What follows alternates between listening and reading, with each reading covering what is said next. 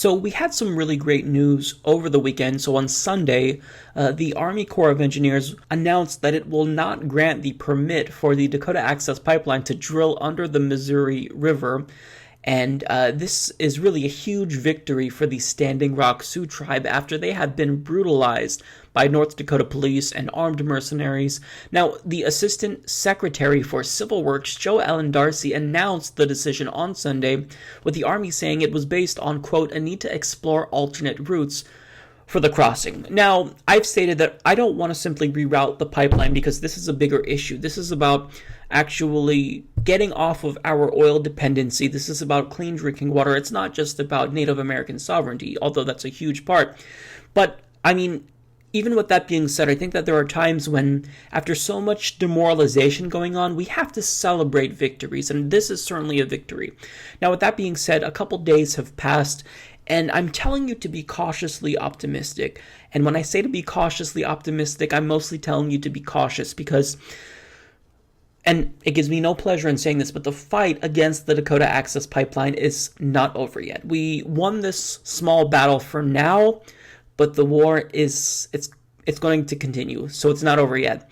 Now, we have many indications that we are still going to continue to have to fight against the Dakota Access Pipeline because the company who wants it to go through, who has a vested monetary interest in building this pipeline, in making water vulnerable, in violating Native American sovereignty, well, they released a press statement that is defiant, that shows that they have no regard for the planet or for clean drinking water or for Native American sovereignty. And when I read this, my head almost exploded because it made me so angry that they have the audacity to not just be brutal and use violence against the protesters, but to do it with hubris and to basically reassure people that this pipeline will go through because Obama, his ass is out in a few weeks, and then as soon as he's gone, we're going to go through with this pipeline under President Trump. So let me read to you that statement because it was just nauseating. They state, quote, the administration's statement today that it would not at this time issue an easement to Dakota Access Pipeline is a purely political action, which the administration concedes when it states it has made a policy decision, Washington code for a political decision. Well, yeah, this is a political decision because he's the president of the United States. Pressure was put on him to stand up for the rights of his constituents, for the rights of American citizens. So, yeah, this is a political decision. Who cares? So they continue.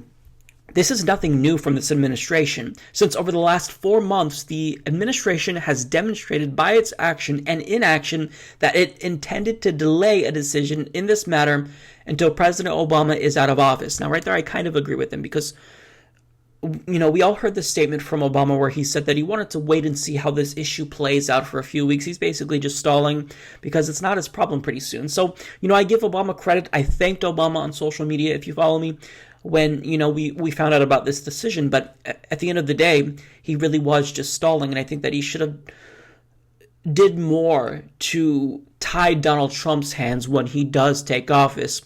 Now, they continue. The White House's directive today to the Corps for further delay is just the latest in a series of overt and transparent political actions by an administration which has abandoned the rule of law in favor of currying favor with a narrow and extreme political constituency.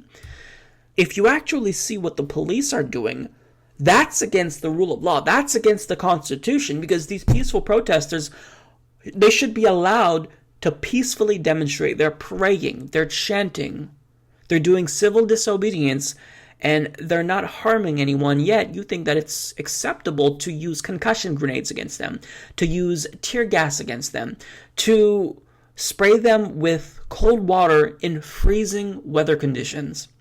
So, if you want to talk about the rule of law, you have no fucking idea about the rule of law if you're going to be using those types of tactics, so I don't want to hear it. Now, they also stated that, you know, this is an extreme and narrow political constituency. Well, I don't care how narrow and extreme this political constituency is, which it isn't, but if you're on the side of clean drinking water and the planet and Native American sovereignty, you're on the correct side, so I don't care if there's just one person who takes this position. That's the correct position, objectively speaking. If you're not on the side of the planet and clean drinking water, you're against humanity. You're against the habitability of our planet.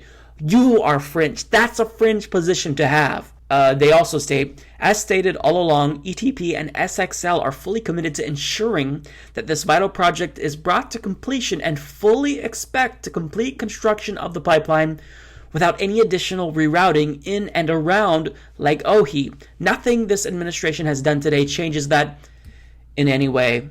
So they're saying, well, you want us to reroute the pipeline? Tough shit. We're going to build it right through the river. It doesn't matter. We know that, it's going to make the drinking water of millions of people in North Dakota vulnerable, but we don't really care about that. So now, here's the question. What will Donald Trump do? I think this is going to be a huge factor going forward. Now, he did sell his stock in the energy company. So, according to CNBC, Donald Trump has sold his entire stake in Energy Transfer Partners, the company overseeing the construction of the controversial Dakota Access Pipeline. However, do you think that this is going to change anything? Because even though that conflict of interest is eliminated, there's still another conflict of interest. Well, he was bribed by the CEO of Energy Transfer Partners. So CNBC continues, Energy Transfer Partners CEO Kelsey Warren also gave $100,000 to Trump's joint fundraising effort with the Republican Party, according to Federal Election Commission records. However, Hicks said the donation would not affect Trump's decision-making when he takes office. Right, so after Donald Trump rewarded his donors by giving them cabinet positions, he's going to not reward the the CEO of Energy Transfer Partners, Kelsey Warren. He's not going to reward that individual with something, maybe a nice pipeline that they want. No, that's not going to be the case, right? We don't live in a completely corrupt political system where money is free speech and it dominates everything, right? What Donald Trump will do is part of it, but what Standing Rock will do is also very important. So they are vowing to stay there. And in fact, they're relentless. Some of them have not even left as of yet. So protesters say they know the fight is not over and Sunday's decision is only a delay. That's 100% true. That is why some have vowed to stay despite the Standing Rock chairman's statement that people can return home for the winter.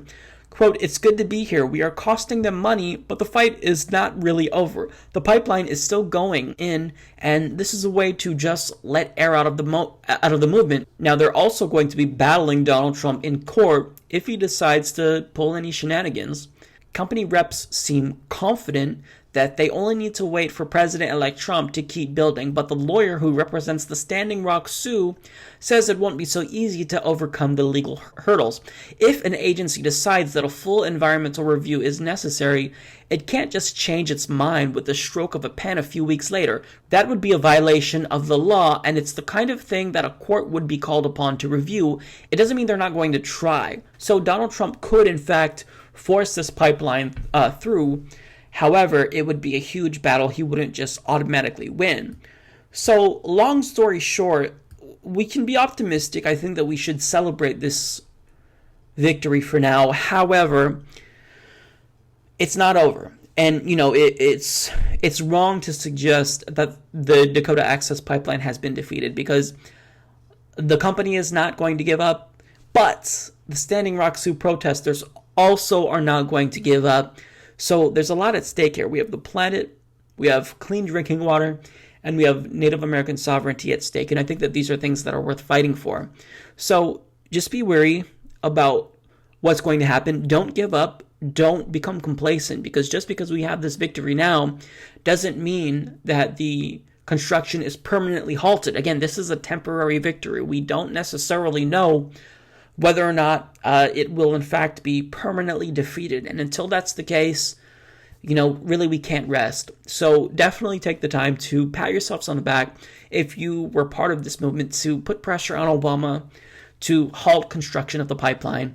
But just know that, unfortunately, it's not over. And I don't want to come here and tell you that. I want to tell you that it's done, and that, we can celebrate and we can move on to the next progressive issue. But unfortunately, that's just not the reality.